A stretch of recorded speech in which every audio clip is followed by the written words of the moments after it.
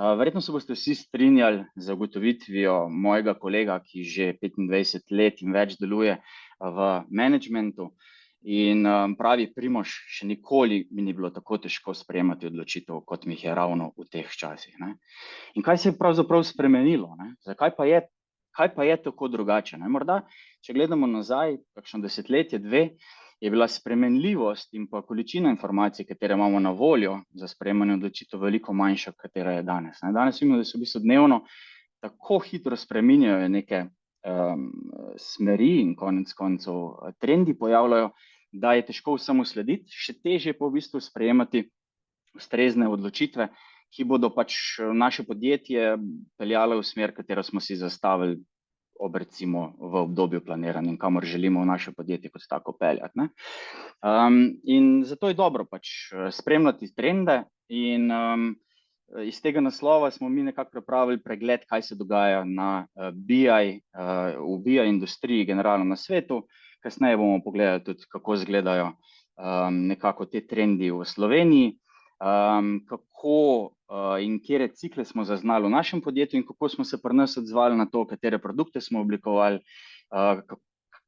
čemu bi podjetja sledila, da bodo v koraku s konkurenco oziroma da bodo sledilo vsemu, kar trenutno BI industrija ponuja.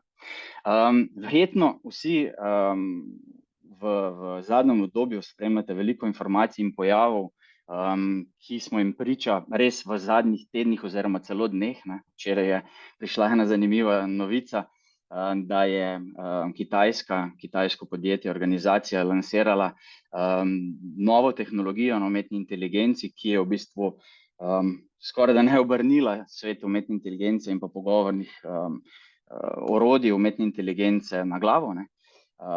In je zanimivo spremljati v bistvu, kako nekako na svetu prednjačita dva, da temu reči, bloka. Ne. Imamo vzhod, kjer prednjači Kitajska, imamo zahod, kjer prednjači Amerika. In ob ustoličenju novega predsednika Amerike, ne, Trumpa, je zelo hitro naslednji dan, ko je začel vladati, oziroma 6. dan, ko je začel vladati, tudi napovedal izjemno velika vlaganja v umetno inteligenco. Ne. Še konec leta, ko so raziskave govorile, kakšna naj bi bila velikost BI industrije na svetu, smo nekako govorili o 32 milijardah in v roku 8 let naj bi nekje ta trg zrastel na 64 milijard dolarjev. In ta trg naj bi rastel z nekje od različnih virov preverjeno med 9 in 15%. Ne? A vendar že te informacije danes konec koncev več ne držijo, ker te raziskave več ne upoštevajo napovedi. To se pravi, Trump je napovedal, da bo v razvoj umetne inteligence vložil 500 milijard v naslednjih 4 letih. Ne? In na drugi strani absolutno ne upoštevajo včerajšnjega dogajanja, kjer je Kitajska napovedala veliko pocenitev v bistvu teh orodij in te tehnologije. Ne. Tako da, ja, izjemni časi in zelo zanimivo je v bistvu slediti, kaj se bo s tem vse zgodilo. Ne. Zdaj, verjetno se zavedamo, da glede na to, kje živimo, ne, vsem tem trendom seveda nismo tako podvrženi, oziroma smo podvrženi, a zagotovo vedno malo stopicljamo za razvitim zahodom, ali danes lahko rečemo tudi že razvitim vzhodom. Ne. In če pogledamo Evropo kot tako, ne, predvsem na področju umetne inteligence, včasih se veliko bolj ukvarja s tem, kako regulirati ta trg, kot pa da bi v bistvu omogočala podjetjem, kateri delujemo na teh trgih, neko, da mu reče, ali sproščala omejitve ali pa omogočala koncu tudi konkurenčnost. Ne. Tako da bomo videli, v katero smer bodo te trendi zapeljali v bistvu našo regijo, a vendarle lahko si pa pogledamo, kako pa je šlo naši regiji v preteklosti in kje smo se nekako znašli konec preteklega leta.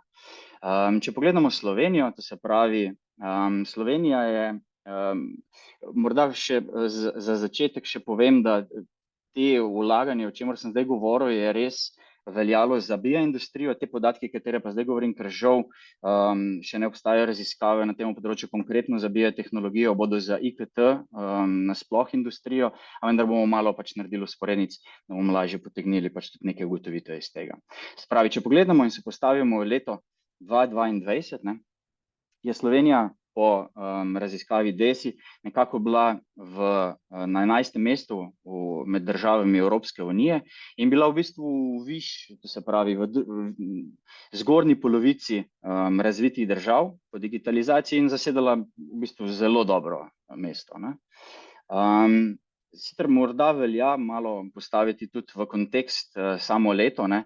Vemo, da je takrat bilo neko posebno obdobje koronavirusa in vemo, da je koronavirus bil največji pospeševalec razvoja, ne, digitalizacije pri nas in morda tudi zato malenkost pristranska ocena oziroma ocena, kje smo se nahajali v tistem letu. Je pa zanimivo pogledati, kaj se je dogajalo kasneje, a ne. Kaj mislite, je šlo bolje, slabše nam v teh 2 letih, za kar obstajajo podatki? Zdaj sicer ne vem, kakšni so vaši odgovori, ampak žal je Slovenija nazadovala po stopnji digitalizacije. Kaj botruje temu? Temu botruje v glavnem nizka stopnja digitalizacije v srednjih in pa malih podjetjih in pa pomanjkanje delovne sile v sami IKT industriji. Tako da mi se nadejamo, da bo se ta krivulja obrnila navzgor in da bomo se posvetili več sami digitalizaciji. Vseeno pa glede na trende in pa investicije, katere se bodo pojavljale v prihodnjih letih, velja poudariti, v katerih področjih znotraj IKT tehnologije se naj bi največ v bistvu investicij namenilo. Kakor vidite iz naslednjega pogleda in tudi hvala kolegom iz GZS, da so delili z nami njihove podatke, se pravi največ investicij se naj bi usmerilo ravno na področju umetne inteligence, podatkovne znanosti in inženiringa. To se pravi tudi na tem področju, ki ga danes obravnavamo in kjer pač naše podjetje tudi deluje. Dobro, zdaj smo nekako si ogledali mogoče malo finančno situacijo pa makroekonomsko okolje in sama dogajanja, katera pomembno vplivajo na dogajanje v industriji. Zdaj gremo pa malenkost bolj pogledati v konkretnejše trende, katere smo mi zaznali, da se dogajajo v tej industriji, pri čemer velja opozoriti, da smo te trende razdelili nekako v 3 skupine. Ena skupina so trendi, ki se pojavljajo ciklično in vedno v bistvu splošno na celem svetu. Potem imamo druge trende, ki so nekako usmerjeni v gospodarstvo kot tako in pa tretji trende, ki so pa, dajmo reči, zelo značilni za BI industrijo. Kot veste, to se pravi, če gledamo ciklične, imamo v preteklih letih velike težave v motnji oskrbovalnih verig, potem pojavljala se inflacija, nestabilne so cene, pomanjkanje delovne sile in geopolitičnim napetostim smo žal priča skoraj da ne vsak dan, ne. Potem imamo na drugem koncu, ki so pač tako rekoč veljajo za vse industrije, so se začeli pojavljati neki novi viri podatkov, regulativa se je pojavila, tukaj konkretno omenjamo ESG, potem pojavil se je ChatGPT, začenjajo se spreminjati poslovni modeli. Tudi to nekako vpliva na to, kako industrija kot taka pluje naprej. In pa kot tretjo skupino smo zaznali, da seveda so trendi znotraj BI-ja v smer oblačnosti, to se pravi, da gremo v cloud storitve, potem gre za demokratizacijo podatkov, kar bomo tudi danes lahko videli, kako je v bistvu povezavi s samopostrežnim BI-jem in pa seveda umetno inteligenco kot tako, o kateri bo pa tudi kasneje nekaj povedal Tomaž. Zdaj na podlagi teh trendov smo mi zaznali in oblikovali konec koncev tudi neke rešitve in vam nekako želimo sugerirati določene ideje in kaj še smotrno delati in kako razvijati vaš poslovni BI, da boste konec koncev konkurenčni in lažje zasledovali cilje vašega podjetja, ne. Dajmo si za začetek kar pogledati, kako je z integracijo zunanjih podatkov. Podjetja ponavadi, ko vstopijo v svet poslovne inteligence, to se pravi v poslovne analitike, se razlogi za to, zakaj se odločijo, so ponavadi, želimo spremljati svoje podatke, želimo videti, kako smo uspešni, želimo videti, ali smo učinkoviti ali ne. Tako da to so nekako prvi koraki razvoja BI-ja v podjetjih. Ne. Potem pa, ko prideš do določene stopnje, bi pa rad pač sebe videl, ali ti gre zdaj dobro ali ti ne gre dobro. To se pravi, obstajajo podatkovni viri, recimo Coface, Dun & Bradstreet sta dva izmed teh, ki imate take podatke, kjer lahko sebe primerjate z vašimi konkurenti. Ne.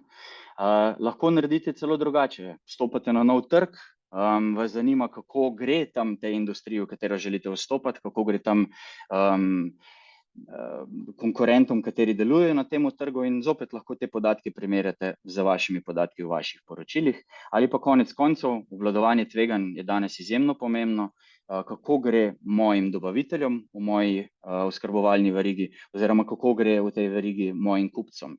In dobro je, da pravočasno zaznam, da recimo določeni stranki ne gre dobro, in pravočasno v podjetju reagiramo na to, da ima recimo negativne bilance, in poiščemo drugo stranko, ki mi bo morebitni izpad nadomestila, ali na drugi strani, da pravočasno zaznam, da moji dobavitelji niso več tako kakovostni, kot so bili v preteklosti, in zopet pravočasno reagiram in jih nadomestim z nekaterimi drugimi.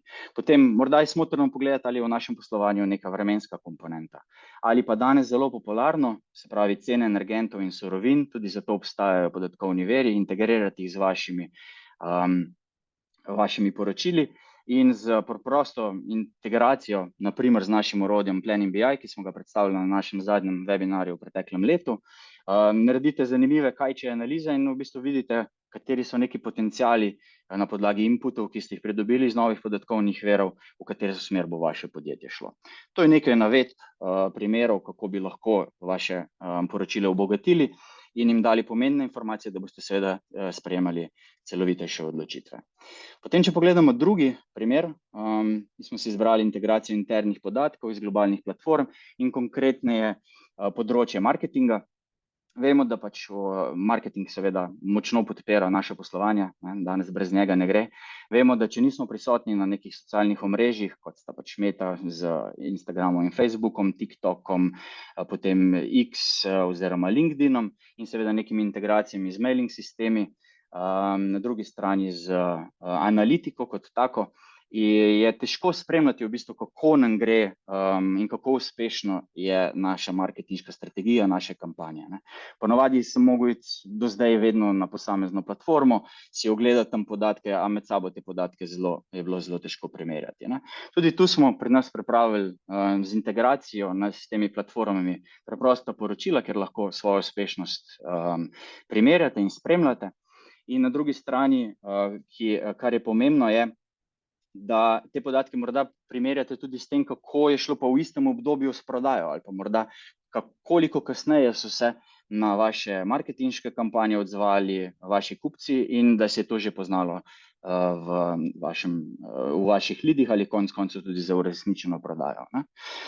Morda velja tu predstaviti še en primer. V preteklem letu oziroma dveh je prišlo do migracije Google Analitike iz pač prejšnje generacije v novo, in v tistem momentu, ko je Google to tranzicijo delal, je rekel, ok, še naslednjo obdobje, naprimer pol leta imate določene podatke dostopne, potem pa vam bomo dostop ukinili. In kaj zdaj, če želim jaz spremljati svojo preteklost, če bi te podatke imeli že integrirane v vaše podatkovno skladišče, seveda do izgube podatkov ne more priti. To je morda zopet samo en primer, kako lahko sledite nekim podatkom iz nekim globalnih platform.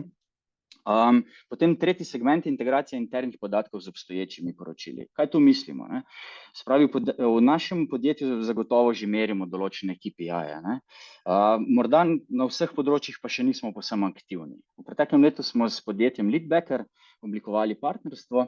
Leadbacker se ukvarja s tem, da merijo tako imenovane mehke dejavnike, organizacijsko klimo in njene dejavnike v vašem podjetju, in z ustrezno integracijo teh podatkov lahko preverite, kako pa posamezen dejavnik organizacijske klime deluje na uspešnost vam pomembnega KPI-ja v podjetju. In zopet naredimo, primerjamo korelacije in vidimo, kater je tisti, kater pa pomembno vpliva na recimo določeno uspešnost posameznega KPI-ja, in zopet rečemo, ok, na teh dejavnikih velja več delovati, da bo naše podjetje bolj uspešno. Kot zadnjo, regulatorne zahteve. Ja, to je področje, ki si ga v bistvu nihče ne želi, ker je ponavadi zelo drago. Pri nas smo pa vseeno rekli, pa saj ni potrebno, da je uvedba regulative vedno draga. Ko primerjamo morda tudi konkurenčna orodja, konkurenčne rešitve na področju ESG-ja konkretno, smo opazili, da v bistvu te lahko stanejo kar precejšnje vsote denarja. In temu ni nujno, da je tako. Integracija s Power BI-jem, v ozadju podatkovnim skladiščem, naredi to področje relativno preprosto, kolikor seveda imate ustrezne podatke, katere želite prikazati. Z sledenjem popolno regulative in usmeritev, katere v ozadju dobite tako report, naprimer, kjer spremljate ogljični odtis vašega podjetja, in tudi to postane zelo preprosto. Seveda pa mi vedno stremimo k temu, da iz podatkov ustvarjamo dodano vrednost. Ne samo, da pač regulativa je zaradi regulative same, ampak da iz tega naredimo neko dodano vrednost tudi za naše tako imenovane stakeholderje. Ja. Tudi tu se lahko povežete z platformami, lahko primerjate vašo uspešnost z primerljivimi podjetji v tej industriji in seveda to ustrezno potem komunicirate. To je pa tudi neko sledljivost je mogoče izvajati v primeru, da imate podatke standardizirane in potem lahko tudi primerjate med leti, kako vam je na tem področju šlo.